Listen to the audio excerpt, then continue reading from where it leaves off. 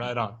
All right. So the purpose of this call, this interview, is really to deep dive into who you are, around what you believe, and what have you transformed. And we're just going to do a deep dive around transformation as a concept, but also where it lands for you in reality, and then where you see it with clients, and really what's it going to take for us to transform into a world where it works for everybody. Right. I think that's really what it's Yeah. all about. So with that, I want to start with your story. And if you can, in a nutshell, or, 5-10 minutes or less, like, what is the story? And give us you. So welcome, Debbie Dixon. Yes. Hi there. um, gosh, my story is one of transformation, as is hopefully everybody's. We're very similar creatures to it's. I was just teaching a class the other night and talking about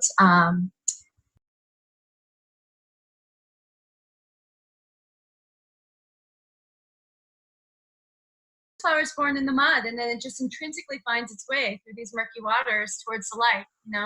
And this is truly the way that I think that most of us are. We're sort of born into this place where oftentimes it's a little bit of a struggle. It's like you have blinders on. You see the world through your parents' eyes, through what you're shown, your environment, your teachers, just whatever is around you, and that becomes the way we perceive the world, and our expectations of the world are framed from that as well. And your expectations become the screen or the filter that we now perceive everything. So, and for me, again, when I was younger, there was a lot of dysfunction, as for many people. So I had, experienced a lot of different forms of, abuse. Again, when I was younger, I didn't view it that way. I just thought this is life. And a lot of us are still living that way. Like, this is just life, right? I was blessed to have had a moment of transformation where I was able to look back and see those things as holding me back, or creating belief systems that blocked me from being able to move into a better sense of life, of joy, of bliss, of happiness. So when I was, the lotus flower, the portion that was in the dirt, it was very much a life of me against the world. It's like I woke up, and what I believed was the world is a bad place. People are mean and they will hurt you, and you need to protect yourself first. And this was extra hard for me because at 17 I had a baby. So again, that search for love and not knowing what that was brought me to that position. So now it was not just me against the world, but I had to protect this little innocent being. Thank God every day for that, because I don't know that I would have shown up the same way if it was just for me, because I didn't really love myself,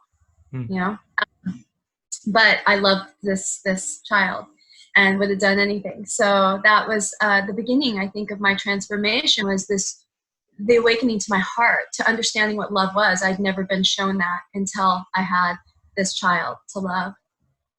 And I believe a lot of our transformation actually comes there, from the heart. The mind is a survival mechanism. We have two brains, right? The heart brain and the brain up here.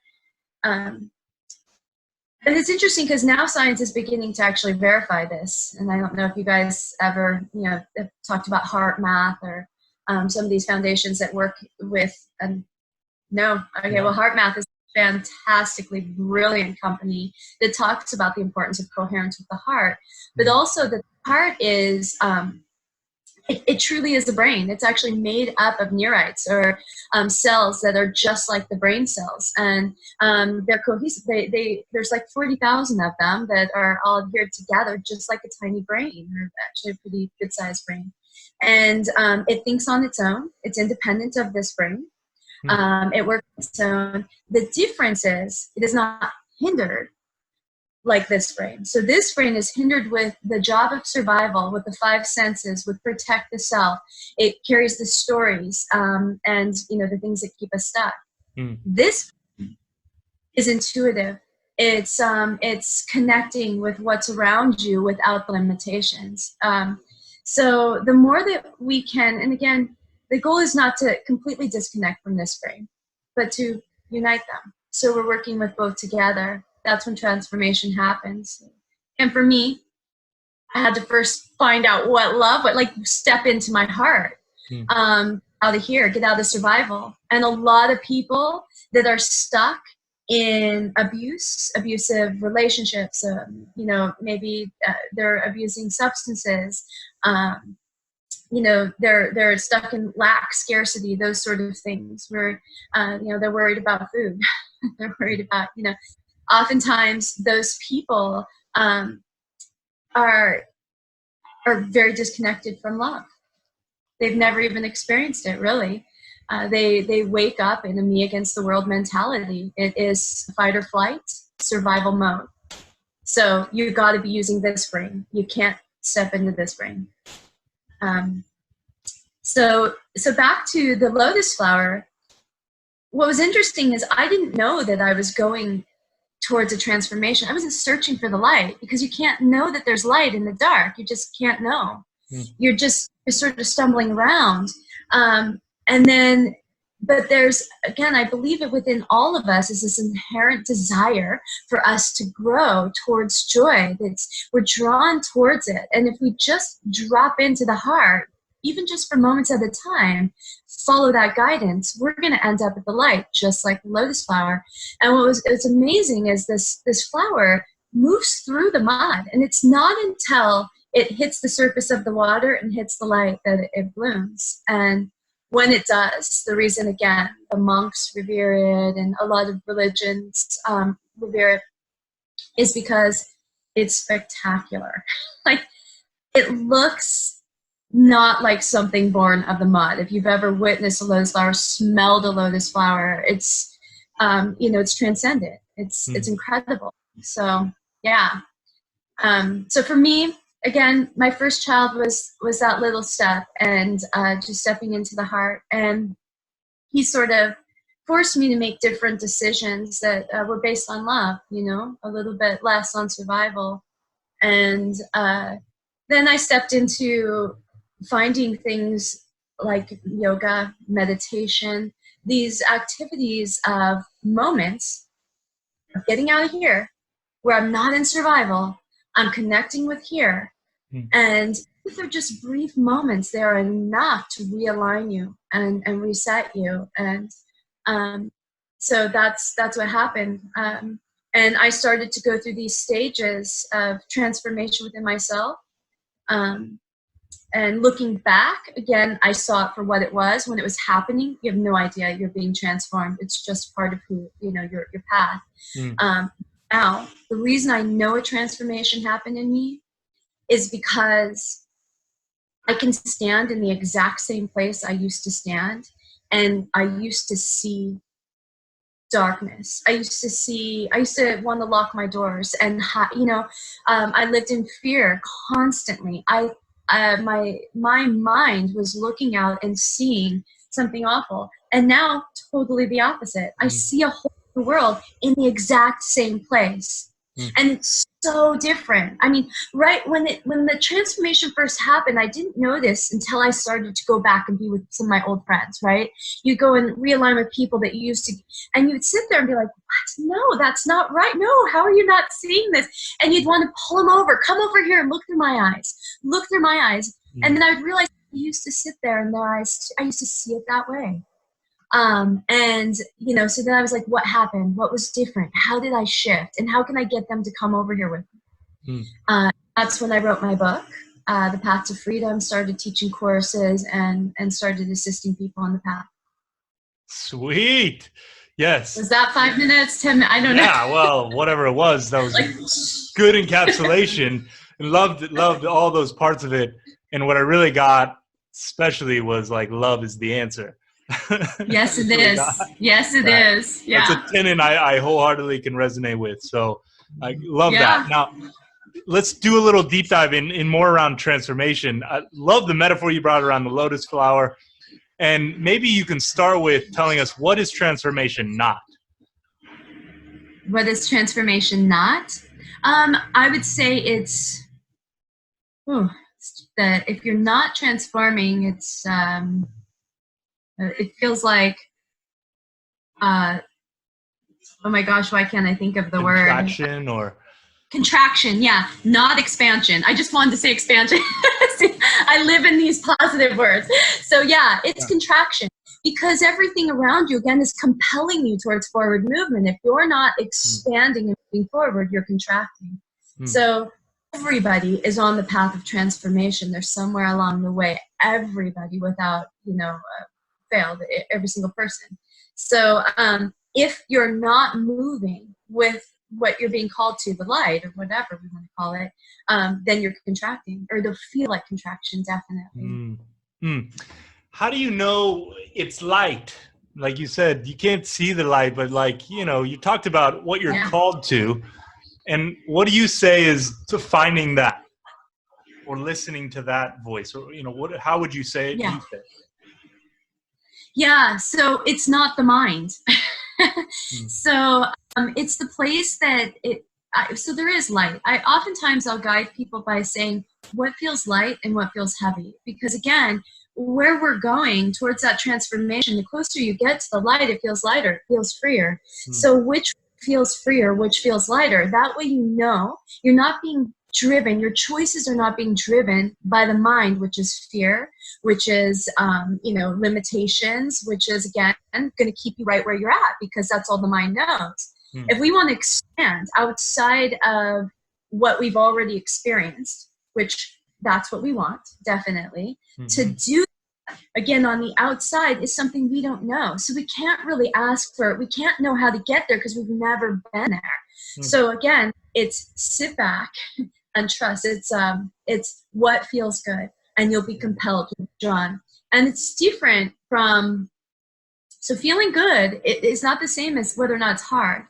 I say every action, the law of the universe is every action has an equal and opposite reaction, So if we are making progress, if we are moving forward, we are definitely going to feel pushback. Anytime that you're building or birthing a baby, it's not easy, right? You got to carry that baby. It gets harder right before it's born, actually, right? Because the more that you start to push, the bigger it gets, the more you get pushback. But then eventually, as you mentioned at the beginning, you build that momentum. Suddenly the momentum comes up. It's like the wind behind you. And that's when you finally step into that other layer. Now you've expanded. You've literally transformed, even if it's just a little bit, because from that place, you'll look back at where you used to be and you'll be like, I can't believe I was, Yeah. Hope this is happening on some level every day. We look back at yesterday and that's actually a perfect segue. So in what times, how does it show up, maybe even for you in your personal life, transformation, what does it look like even now? Let's actually just go there. For today or this week, or what you're working on and transforming, what does that look like for you?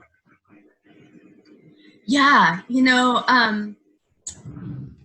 for me, for the longest time, it sort of felt like this easy, effortless kind of flow. I've sort of in that place where I was just gliding and moving. And oftentimes we'll be there. We'll be in those places. It's sort of like the ebb and the flow. It's like you move through the turbulence and then you level out and then you move through the turbulence. For a long time I was here. And then, recently, I hit some bumps again, and I could tell, okay, I'm being called towards something. Again, it's how do you face the opposition when it comes up? Are you resisting it? Are you angry? Do you contract? Do you, or do you say, okay, yes, I'm growing. This is a sign. Oh my gosh, I'm so excited, right? I'm about to emerge on the other side. I can't wait for this to be over. And can I move through it with grace? Can I stay connected to my heart as I'm moving through this? Or am I going to jump up here and get all fearful and get worried? And why is this happening? And that will keep you stuck. So I tend to love and with my clients, it's funny, they'll call me up and they'll be like, Debbie, I need to talk right now. I just got called in by my boss, and I'm being let go. And I'll be like, that's amazing. That's such great news. Okay, so let's sit down and talk about what you want, right? Because I will remind them that 2 weeks prior, we were sitting down and talking about how that job was not working for them, how they going to work every day. And now, because they didn't take the step, the universe came in and said, you're ready. And I said, the only reason that job's leaving is because the other job is ready for you now, and you just got to get clear about what it is. So that's what transformation can look like. In the yogic terms, it's called a Shiva. Shiva is he's the deity that represents transformation, and he really represents destruction, because destruction and creation happen simultaneously. So we can't have creation without destruction. Something has to leave, because nothing is ever, energy is not changing, or it's just changing. It's not, leaving. Sorry, you're leaving me a little bit there. I got you back. Yeah, great. Actually, you just so much good stuff in there. So much good stuff. So everybody's going through this at all times, right? Yes, always. I mean, this is this natural evolution. I mean, is this not like the purpose of life? Like, you are here to find the lotus, find the top of the water, move through the mud. Yeah, right? Yeah, absolutely. This is it. So, and then we know, even times in our own lives, and then we look at people who are stuck. What do you say is the reason it doesn't happen naturally? I mean, go to the mind, but maybe more specifically, give us what that looks like in life. The way I explain this to people a lot of times is, when I was a kid, I was swimming. My grandpa was watching me. I'd go on the summers and spend time with my grandparents and the pool. And so that was the only time really that I would swim. So, it was like super fun for me. And I'm practicing somersaults in the pool. I just figured out how to do this. So I'm doing a somersault. And again, my grandpa's watching me. I do one. And then I'm like, okay, now I'm going to try two. So I go for two. And then, mastered that. And so now I try three, and I'm just a kid. So I'm not really thinking about, the repercussions of not having air. I'm going to do three. So I go for it, take a big breath, and I get 1, 2. On the third round, I need air. And I don't know which way is up and which way is down anymore. I start to panic. So I go here into my head. I mean, I can remember this clear as day. Like, it was panic. And I'm like, oh my gosh, what am I going to do? And finally, this calm voice says to me, if you just relax, you'll float to the top. And that's exactly what I did. I just let go.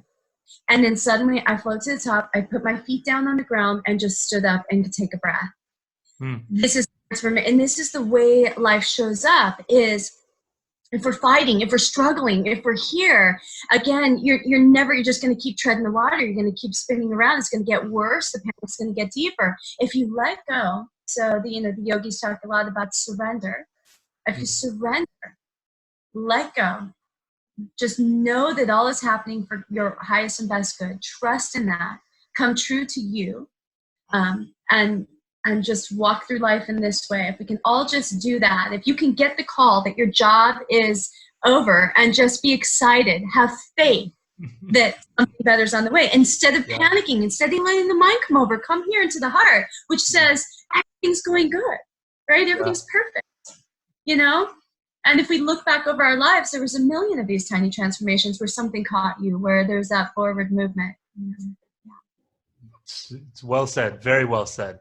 What it brings up now is like the how question, right? Like, maybe how, first off, isn't everybody doing this? And I guess what I want to usher in is, why coach? Why have a coach? Like, what is that going to give a person versus like, tell me how to do it, Debbie, right? Like, I've been doing it, and now I think, I got my own stuff. Yeah, so I you mastered it. Okay, I don't need you anymore. Bye. Yeah. No, the coach, what I do for people, honestly, is I get to be the sounding board of their fears. So I get to rationalize it for them.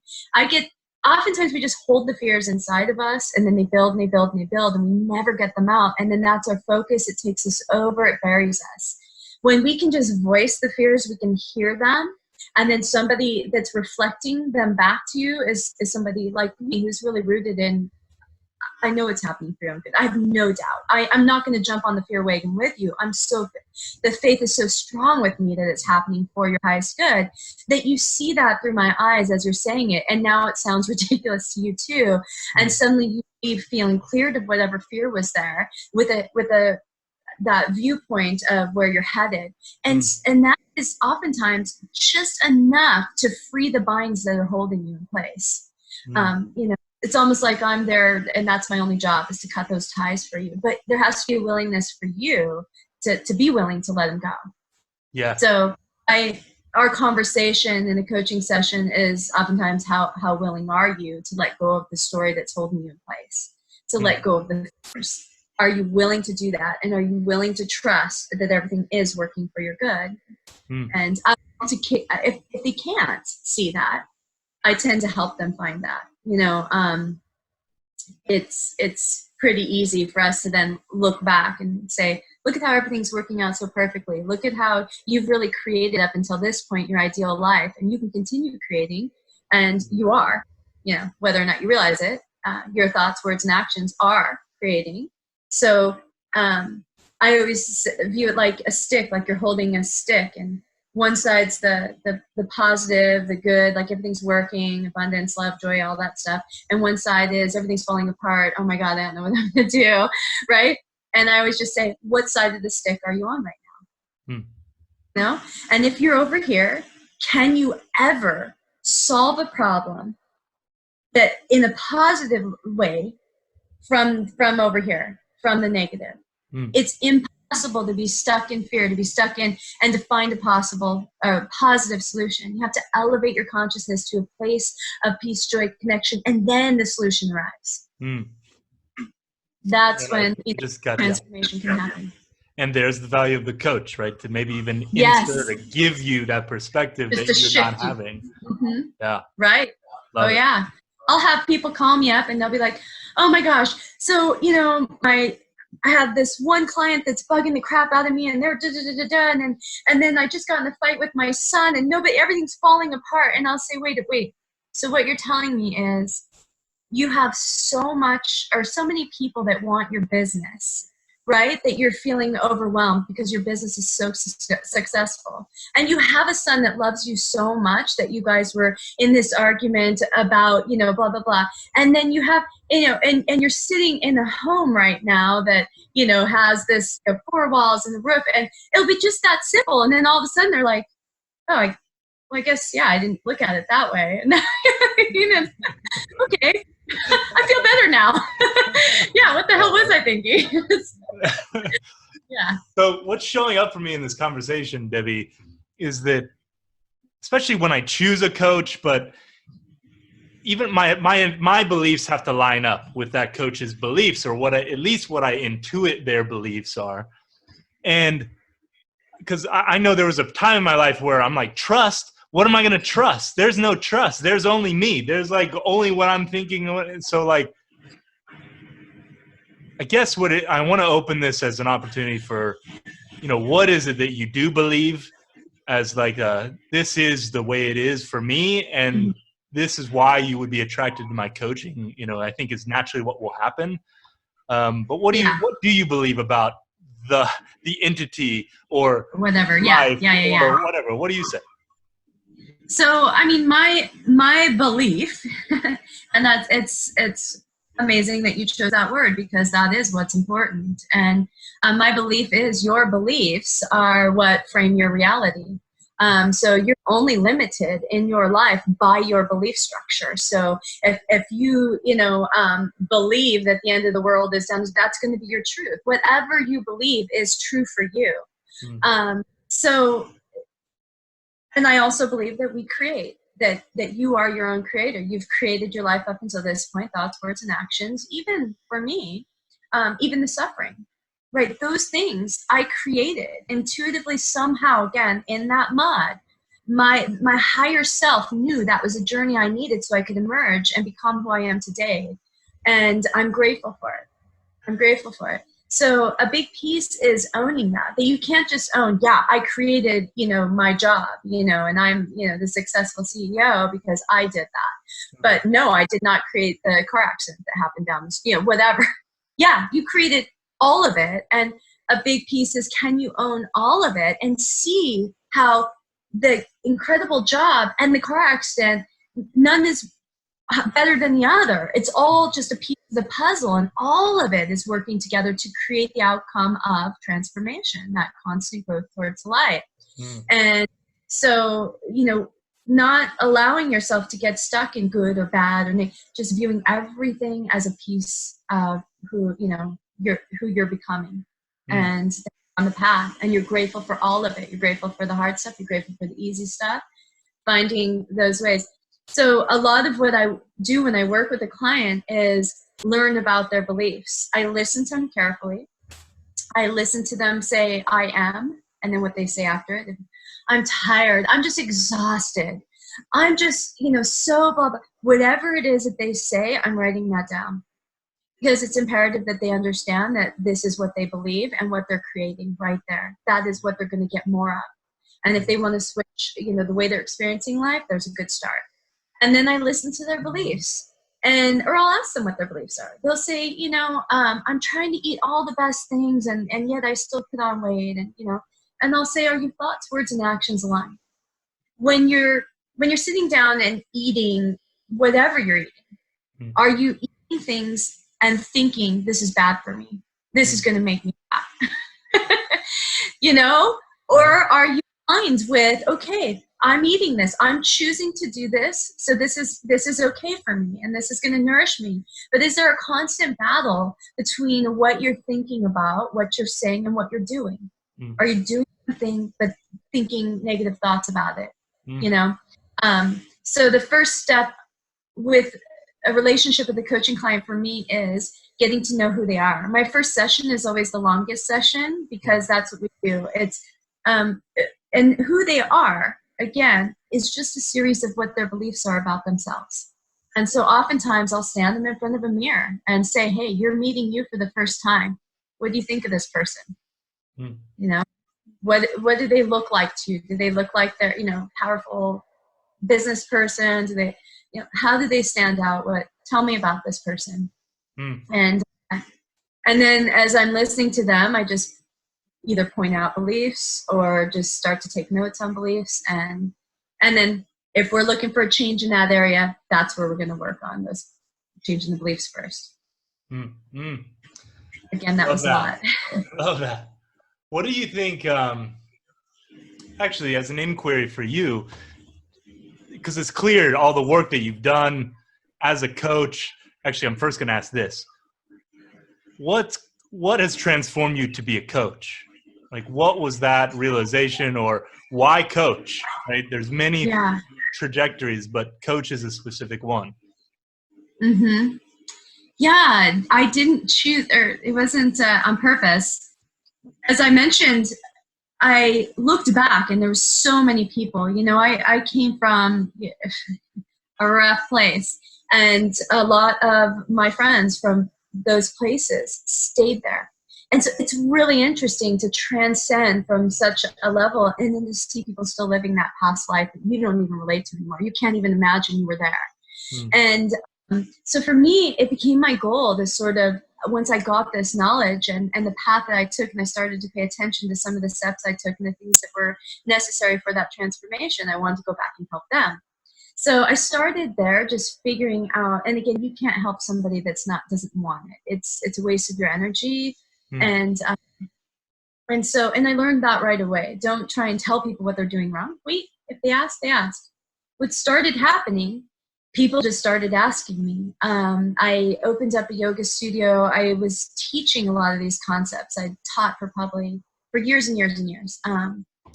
Teaching, holding seminars and groups where we would sit around and just kind of talk about these things.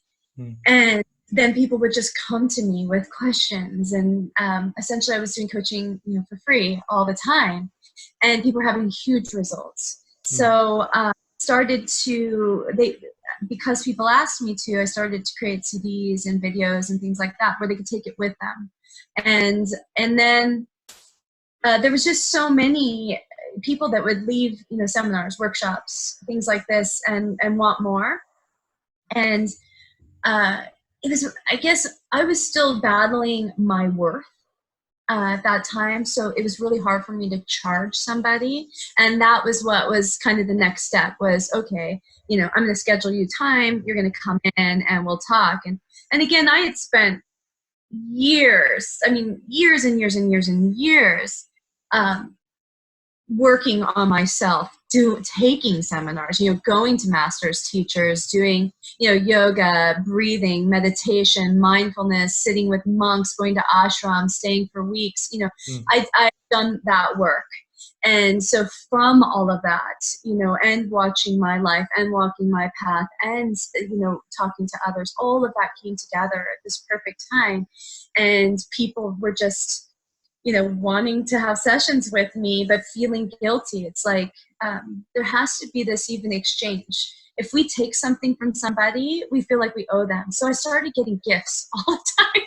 People would bring me these lovely gifts. It was so nice. And finally I was just, okay, I'm going to set it up where people, can pay me and get sessions. And the second I did that, it was just like schedule full. That's kind of how it started. And, we're so happy to pay me for it. I was just like, why didn't I ever do this before? And yeah. Awesome. And now, almost probably 10 years since I started coaching. Perfect. So that's perfect setup for the next question, which was, so what are you transforming now? Which one of your beliefs are you going to work on, or what's next for you? Give us like what you see and what you're dealing with to get there. Good question. I love that. Always battling, because I think of where I came from, and I haven't quite hit maybe the top of the water quite yet. Maybe a little bit's opened up, but I haven't gotten all the way. And I would say that's that self-worth, which many of us are battling, the deserving. So I am human in that way, still haven't quite transcended. And so knowing that that I am worthy and, deserving, and really connecting with that. At the same time, for me, I don't really require a lot. I don't have the strive for stuff. So because of that, and because the way our society really works is, the growth, that transformation is usually compelled by desire. And desire is usually something like that, like I want a new car, and I don't really have those desires. Not anymore. That's, part of the transformation, I think, is you end up there where none of that matters anymore. There's something greater. And on that search. So for me, it's really connecting with unconditional love, and this really learning unconditional love, and that's been something that's been an ongoing thing for years for me. I think it's a big step on the journey. There's non-judgment, when you can understand that the other person is us, and that's a big piece. And so any judgment I have of that person is really a judgment of myself. So the unconditional love is actually a reflection of loving me more. And so can I love even that person that might be harming me? Can I love that person is harming the other person, or doing bad things, or things that I deem as bad? So that's my growth right now, is I'm always working towards this sense of just truly taking down all the barriers, where I could have, where no fear. So, love and fear are opposites. And I feel 99.9% of the time, I feel like, oh, that's no problem. But then if I was faced with, for example, I did the Temazcal, which is a sweat lodge. It's hot. I mean, I do hot things, hot yoga, hot.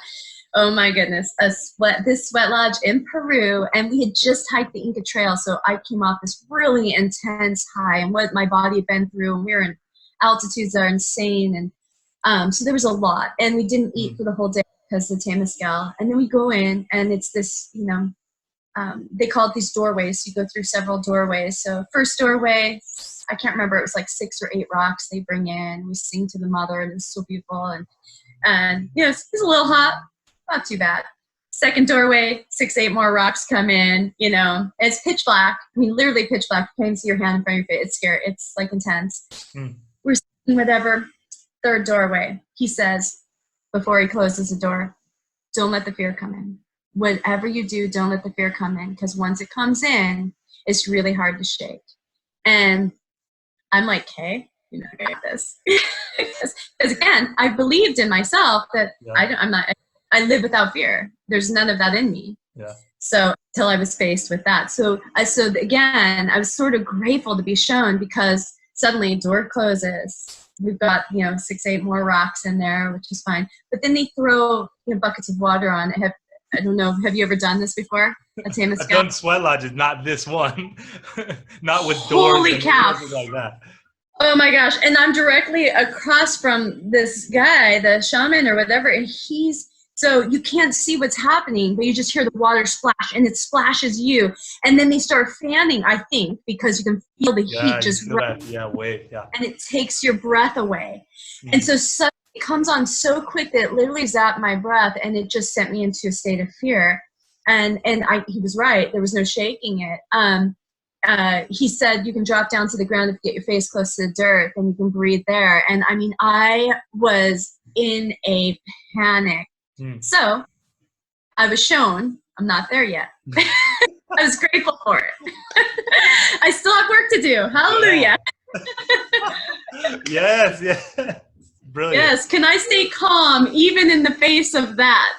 Yeah. Well, it's just all parts of that, right? Set you up with like, hey, don't let the way he said it. Yeah. Whatever. I know. I was thinking, and so it was all perfect. It was all perfect. I was grateful for it. Again, I'm grateful anytime I get faced like that, where I'm shown the part of me where, because most of the time I do feel like I view the world from that place, that plateau, truly loving, truly everybody with no judgment. No judgment. That's something that a client can come to me with, is to know that they can tell me anything, and there's literally not an ability within me to judge them. My heart doesn't. And I just see them for who they're becoming. I can see them for the lotus flower. I can see them for the light. So that's another thing.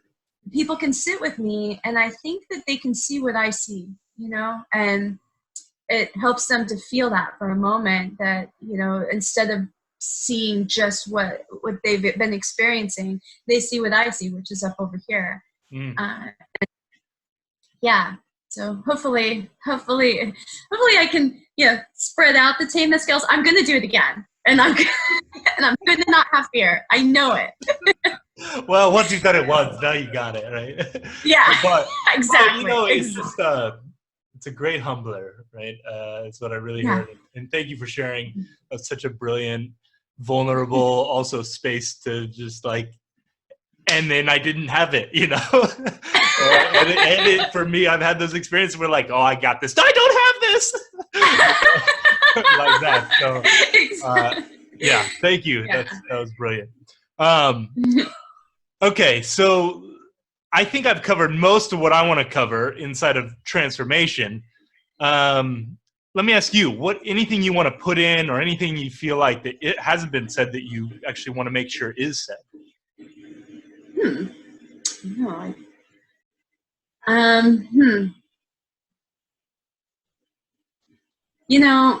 I feel like I said pretty much at least base points for everything. I think the biggest thing that people can do is, connect with your heart. So if you leave from this conversation with anything, it is take a few minutes a day to just stop, bring your attention to your heart, and maybe even touch it, hold it. Oftentimes just that can bring some energy there, and try and step into compassion, acceptance, kindness, love. Just feel those feelings. And gratitude. Gratitude's huge. And oftentimes, especially in our society today, so we're so blessed. Especially where I live, people are incredibly blessed. We live very lavish lifestyles in comparison to maybe people in other places. And so people will come to me a lot as coaching clients and be like, my biggest struggle is I don't feel gratitude. Like, I don't even know how to get into that feeling. And I know that I'm missing something in life because I don't have it. But I've just always had everything I needed. I've never really, so gratitude doesn't, and again, that makes me so, I sit there and think, thank you for all the struggles I've had, because they've allowed me to really sit in gratitude with the littlest thing. I mean, somebody does something nice to me, just heart exploding. I'm very easily stepping into there. So for somebody that does, get there easily, how do I get them there? And usually the way that I can shift somebody into that space of the heart is through compassion. So I'll sit there, I'll maybe have them think that there are people suffering right now, cold, alone, maybe a child, somebody vulnerable, an animal that, without a home, on the streets, hasn't eaten. And I'll come into that place where we can feel compassion. And then from that, we're so very grateful for always being full and having a warm bed. And, so anytime that we can step into gratitude, appreciation, you're stepping into your superpower. The superpower is here. And when we can align with that, we step onto that side of the stick where all the solutions are, where joy, happiness, and peace, and again, the transcendence to the light is available. Yeah. Just curious, because this came up for me. What do you think the difference, what do you say the difference is? Not like it's right, but your perspective. What is the difference between sympathy and compassion? Sympathy is, I would say sympathy is ego-based is what comes to me. It's sort of coming from the place of I'm up here and you're down there, versus compassion is really 100% anchored in the heart, where sympathy might be up here more and compassion might be here more. If you just think of sympathy, you're really up here, like, gosh, that sucks for them. Compassion is, I almost want to cry. I feel it. I'm not thinking about it, but I'm feeling it. And, that's the difference, where, sympathy might, oh man, that really, that's what I think personally. That was actually probably one of the best explanations I've ever heard, really. And of course, it came in this conversation around the head and the heart. And so, well done. It's perfect. Well done. Yeah, it does kind of bring it to, well, you're the one who asked it. So, well, in the space, it's all in the space of magic. So last question for you is, what is possible if everybody in the world has a coach? Ooh, gosh, what is possible? That's like a dream come true for me. If everybody, because we all need that, which is why we're drawn towards relationships, even our significant other, really, whether or not they want to be. Are you still there? Okay. Yeah, no, I'm even our significant other is showing up in that way, whether or not, it's on purpose. Just, oftentimes they're not getting the getting paid or recognition. Thank you for being the coach. Yeah. So here you're setting it up intentionally, saying this, I want you here as a reflection back to me to show me how I'm growing. I mean, we all sort of need that, but most people don't sit down and take the time to do it. So, I mean, even when I'm doing coaching, I'll give people assignments, say, hey, do you know that 50%, that's even giving probably more credit than I should, actually do it. So most of the time I'm like, if you don't do it, it's fine, we'll do it together. And then we do it together. So it's me holding them accountable and making sure it gets done. And there's something so powerful in just sitting down and, hey, let's talk about, what do you want? Show me this. And then we are both seeing it together. So we get to make sure it's clear enough that we can both see it, and your significant other, your mom, your dad could be that. But most of the time, those people will hold you back from transformation because those people see you for what they've known. Maybe they've been with you for 10 years. They might still hold you in the story of who you were 10 years ago, where the coach can see you for who you're becoming without that story and can help you into that space. And I mean, oftentimes when somebody's going through a big transformation, you know, this is somebody who's really in a place that's not so good and I'm taking them to somewhere really good. The biggest part almost all the time is, and this happens on their suggested, but it's not necessary, but isolation. They separate oftentimes from their families, from the people that may see them and remind them of who they used to be. Yeah. That won't be able to accept who they're becoming quite yet, you know? So really minimizing those encounters because they can powerfully pull you back, you know? And so, yeah, coaches are, I mean, it is the wave of the future. If somebody's really searching for transformation, it's one of the most powerful tools that you can have, I believe, for sure. Absolutely. All right. Well, is there anything else you want to put in? Anything else you want to say? If this is your platform for the world, I mean, you kind of already said it, but maybe you want to reiterate it. What do you got?